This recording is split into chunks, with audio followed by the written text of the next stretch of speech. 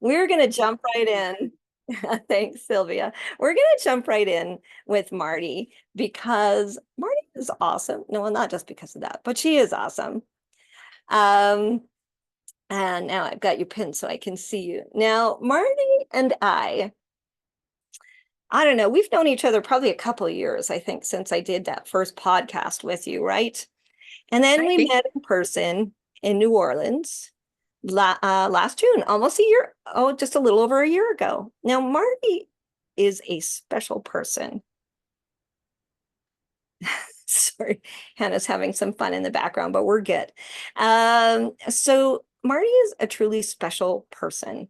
And I have loved getting to know her and getting to know what she offers into this world. Now, might seem strange that we're talking about the other side of divorce in a Rise Up Summit.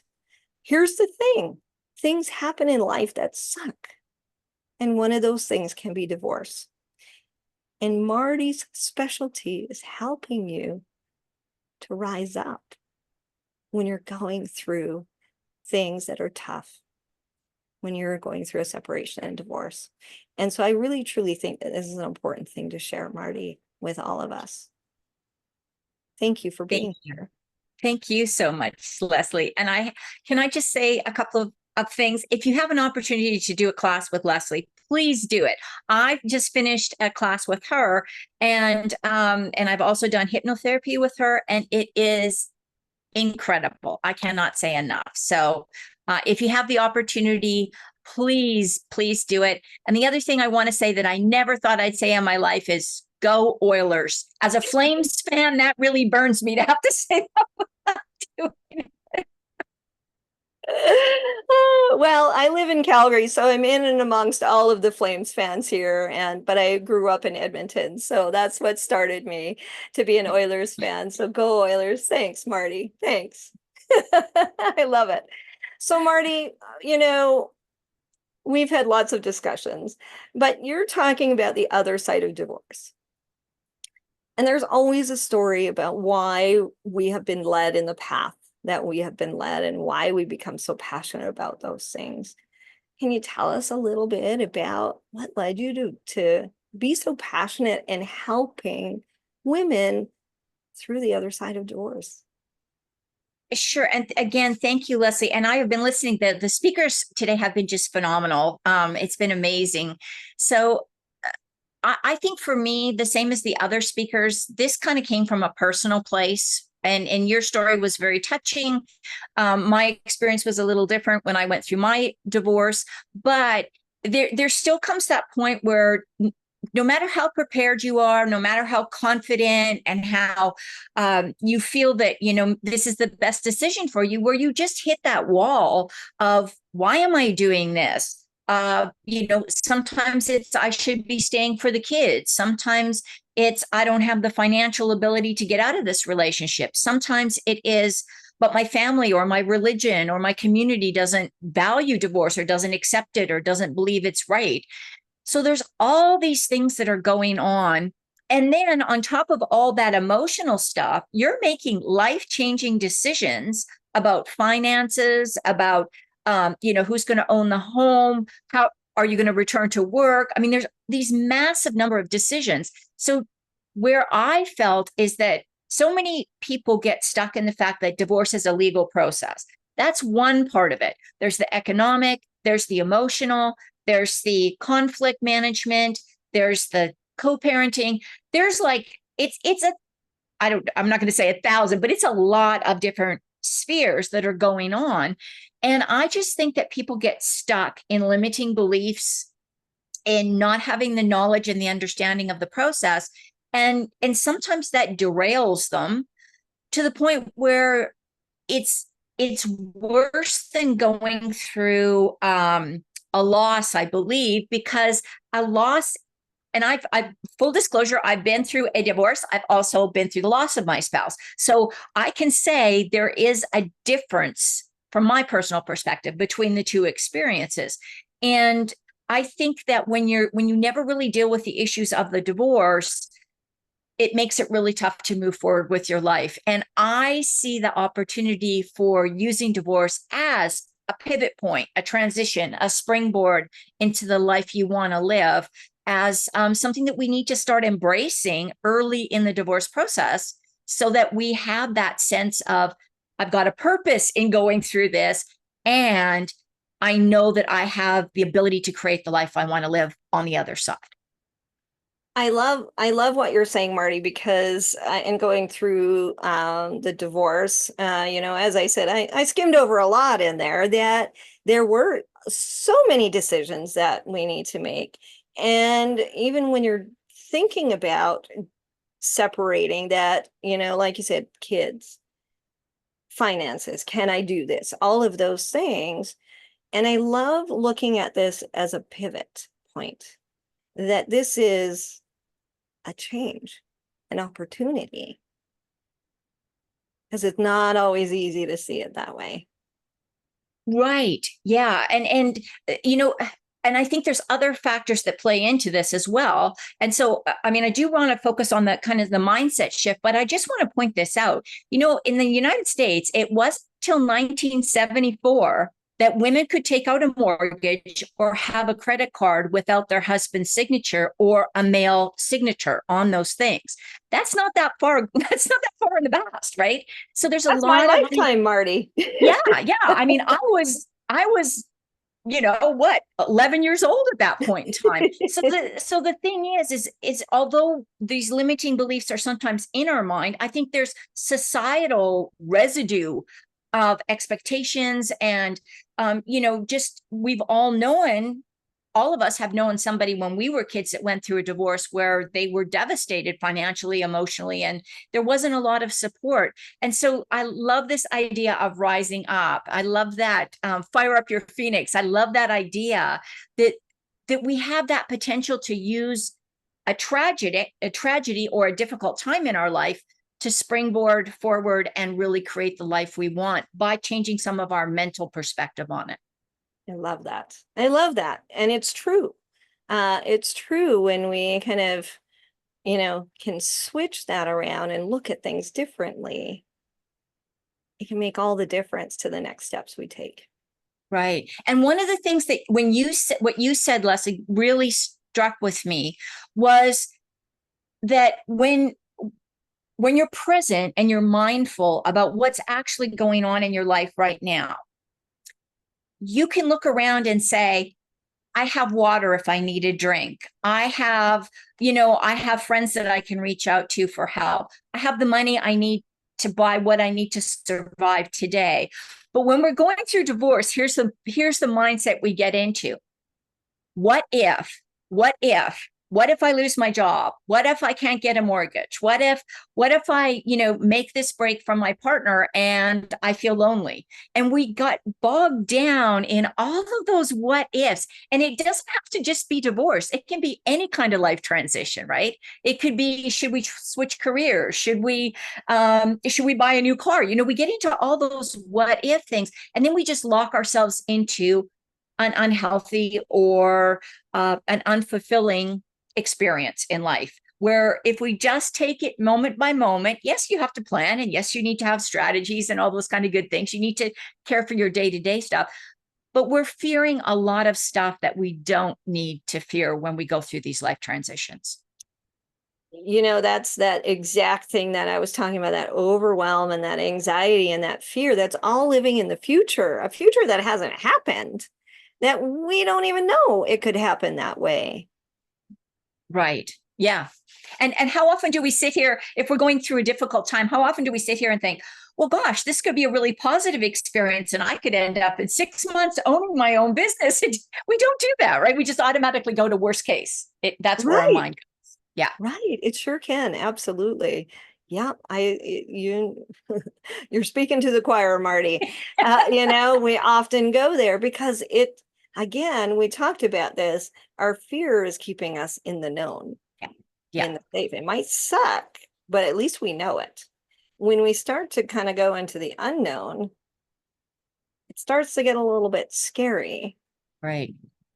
And I think that's where, and I've heard several of your speakers today, Hillis and Tyler and yourself, also hit on the topic, on the idea of envisioning that future that you want and getting really crystal clear on what you want.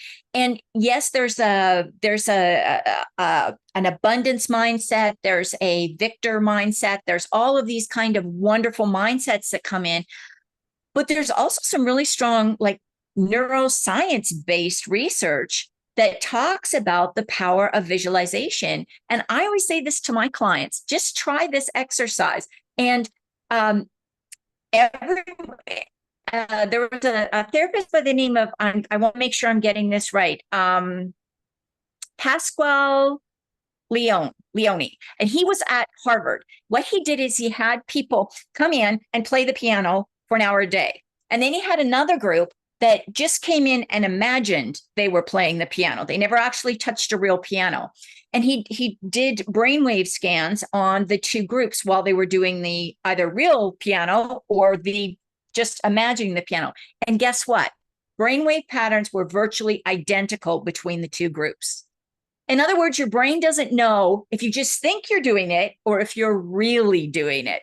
So when you envision yourself being successful, getting through challenges, living that positive life, your brain already thinks you're doing it. And that helps you feel positive, make those, see opportunities, and it helps you stay grounded in the present and all the wonderful things that you're experiencing right now today. I love this, Marty, because for our scientists out there that, might be, oh, create a vision and that'll, that'll fix everything, right? Creating a vision works. And there has been scientific studies on it. There has been, and there's that. Now, her last name is Cuddy, and for the life of me, I cannot think of her first name. But she's also a psychologist, and she did this study where she tested people's, again, self-reporting self-confidence, but also their brainwave activity. And she had them do the Superman stance. Have you heard of this one? Yes. And so what she did is she had people stand, like a Superman. Amy Cuddy, thank you so much. I knew it was something that started with an A. Thank you, Josanne. Where people would stand with their, like a superhero, hips, legs, hip widths apart, fists on your hips, and you're gazing out like you've just conquered the world. I like to imagine there's a cape flowing out behind me, and just hold that position for 2 minutes every day and see yourself as that powerful person, that superhero in your life, and experience the rest of your day and just see if all of a sudden problems just don't seem so big anymore. It's phenomenal. 2 minutes a day. That's all it takes. I love this. I'm a nurse by training originally, and we're going to give a prescription. Superman pose, gazing out, 2 minutes once a day, and see how it changes the way you look at things. All right. Superman pose. Marty says Superman pose, 2 minutes every day. Let's see how it changes things. I love it. Yeah. And just visualizing that life that you want to live. I mean, it really does have a powerful impact. And when you find yourself saying things like, well, I'd like to have that life, but I'm not sure I'm not sure what the future brings, then just stop yourself and say, I can imagine I can imagine that, and it's going to happen. Just cut that but part off and just see if it's going to take a while. It's not going to happen overnight, but you will find that you gradually stop that inner critic that tells you can't do anything and starts activating. I like to call them your inner cheerleader, the person that can see you doing anything going forward. I love it. And here's the thing, but I think is one of the worst words in our language. I really work on taking it out of my, of the things that I'm saying, because it totally disregards the first part of your sentence. Right. And I love it's bringing that awareness and catching yourself. Oh, I just said, but okay, how can I change that? To understand that when I visualize, I am creating this life. I am creating it, I'm visualizing it, and I can co-create this because I can imagine it. And Ooh, it's so powerful because it's yours. You own it. You don't have to tell anybody what you're doing. You don't have to share this vision with anybody. You just hold it and just know that it's yours. And I love that idea of co-creating. yes. It's so cool. This is just all so cool. I love all of this because it's possible Yes. for each and every one of us. And the notion that you have to you kind of have to hit bottom before you can start coming up. I hear that all the time. That's not true. You don't have to hit bottom to do anything. You can make whatever changes that you want to make, and you can make them powerfully, and you can do things to if you find yourself maybe getting a little stuck in a rut, do some things to just make little changes in your life. It's a the whole neuroplasticity idea where our brain conserves energy, so we do things and we have the same thoughts over and over again because that uses the less amount of energy for our brain. So when we force ourselves to do something different, we engage our brain, we develop more neural pathways, and we expand our comfort zone and our mindset about that. So I tell people, make small changes in your life. Take a different route home when you're driving, or go someplace new. Try a different restaurant. Sleep on a different side of the bed. I love, love, love your example and your training about doing something different when you get up in the morning. And after going through your training, I do that because I used to be a list maker too. So I do that. And I just feel so much more relaxed all day when I spend that time in the morning, focusing on my pets or gazing out the window and watching the birds, but just getting out of that headspace of making lists and doing things, especially when we're in times when we're under stress. I think it's really critical. Well, I can almost guarantee, Marty, that we know exactly what we need to do. We don't need to think about it all day. We can take those breaks so that we can do it effectively. And I love that. But I want to go back to this neuroplasticity because I think this is a really important thing for people to understand is that we can train our brain. We talked with Jan last night at the end of the day who had a stroke and couldn't walk, couldn't talk. They gave up on her because it was after a year that they said this was as much of the healing. And I'm telling you, she was speaking, she was doing art with her previous non-dominant arm. She was walking because she had that belief that she could. And she repeated her actions, she repeated the movement, she repeated the words.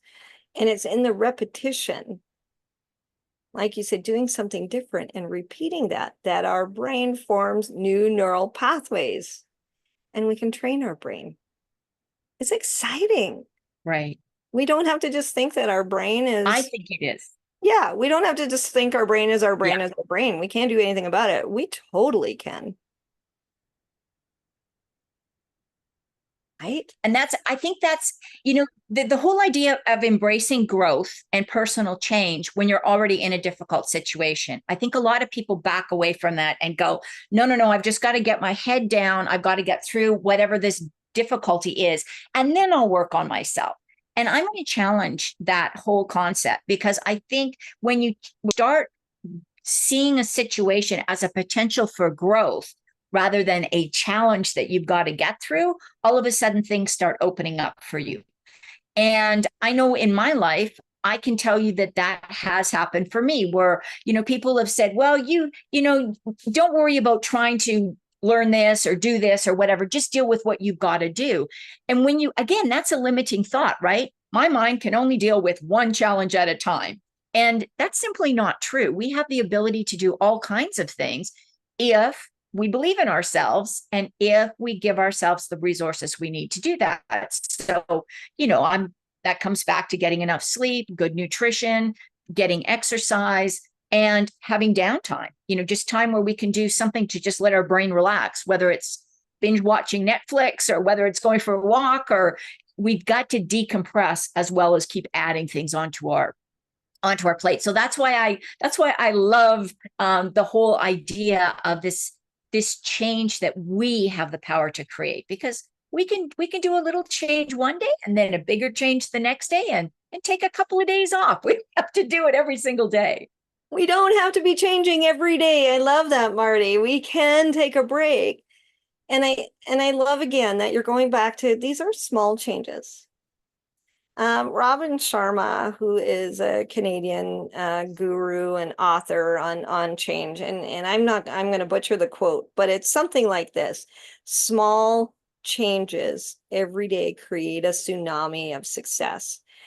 And you've heard people say this about looking back, after small changes every day and then seeing how much they have grown from the Mm-hmm. small changes. There is no step too small Right.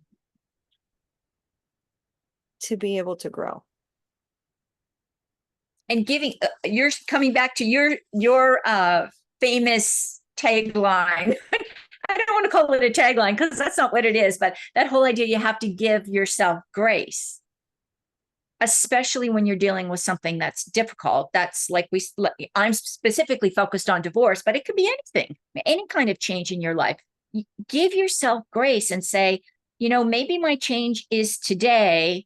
I made a point of getting to bed by 10 o'clock rather than staying up and just sitting there stressing about what was going to happen tomorrow. I actually got to bed at 10 o'clock. That is a huge change. Get up in the morning and celebrate it. If you're happy about something, dance around in the living room with the stereo on. Who cares if somebody sees you from the street? Just do it. Do those things that make you happy, that bring about that positivity in your life. And that's another kind of change you can expect. I love that. I love that. And I love, there's that saying, dance like nobody's watching. And you Right. know what? If they see you, most people are going to go, wow, that person's happy. I wish I could be that happy. Look at them. So this is so awesome, Marty. Now I know we're getting to the end of it. I could talk about this all day with you, Marty, and I know we're getting kind of to the end of our chat here, but I also know you have a free gift for everybody, and I want to make sure they know that. Can you tell us Yes, a it little bit? is. Sure, Leslie. It's a 28-day journal activity book. It's called the Resilience Building Blueprint. And what it is it's not on purpose. It can't be filled in. It's a PDF, but it's non-fillable in on your computer, because there's a lot of research that says that actually writing is better for creating memory, creating lasting change than typing on a keyboard. So if you want it, you're going to have to write. But what it is it gives you an activity to do, low cost or free or not. I don't think any of them actually cost money, but it's a specific activity to do that day. It may be go to the store and hold the door open for somebody else, and then just record what that makes you feel like at the end of the day. So there's a prompt for the opening part of the day. You can describe how that experience went, and then there's a question at the bottom, and it helps you reflect on your resilience, your gratitude, your sense of who you are, and your mindfulness and presence throughout that 28 days. I love this, and I love this. And don't worry if you don't have a printer, because you can actually just use a journal, look at the prompt on the computer, and write it in your journal. You don't have to have a printer to make this journal work. And But I agree. absolutely, yeah, yeah. And I Yeah, was going to say, if you're worried about using that paper and ink, I get that. You can just leave it on your computer and you're right, just write it in a book. yeah, awesome. So if I could get a got it in the chat to say that the link is working, again, just so we know that something hasn't happened in the copying and pasting, you can just put a got it in the chat that the link is working. That'd be awesome. Now you also have a VIP gift. Yes, well, I do a Real Divorce Talks. It is a live event that happens every quarter. Leslie has been one of the speakers on it in the past. And so what I've got is the recordings of all the speakers. It's called Real Divorce Talk. So there's some divorce stuff, but there's a lot of mindset. There's a lot of health and wellness. There's some real estate information in there. There's some financial information. And what I've given is as the VIP gift is lifetime access to all of those recordings and all future recordings. So I love it. for your I love it. And this is a really generous gift, because what Marty's talking about is there's although it's talking about all the things that can happen in divorce, all of the speakers really pertain to any kind of change in your life and helping you to navigate that. And so you have access to all of those speakers. So awesome. Thank you so much for that. So if you would like Marty's VIP gift, you've heard some of the VIP gifts that are already coming at us over the last couple of days. It's well over $4,000 plus recordings of all of the speakers for $47. It's well worth it. Click on that link, upgrade to VIP, and you get all of that. Next up, we have Cassandra Herbert, and she's going to talk about slowing down and savor mindful living for nervous system health. Oh, another awesome conversation that we're going to be having. And so we're going to just take a quick break. It's 11:11, Marty. Really cool. Here it's 11:11. And so what is one last thing you would like to leave us with? If you're going through something difficult in life, whatever it may be, you still need to focus on yourself, taking care of yourself. And that includes having a positive vision of where you want to be in the future. No matter how bleak it looks now, you can create that vision and work towards it and reach out and get the support you need from friends and family that love you and care about you. I love that. I love that. Don't hesitate to reach out, and you can. I love this. No matter how bleak it looks, you can create the life you truly want. Thank you, Marty. I have loved this conversation with you. I always do. Thank you for being part of the Rise Up Summit, and I appreciate you. Thank you, Leslie. It was wonderful to speak with you. All right, everybody, we're taking like a little 3-minute break, and we're going to start at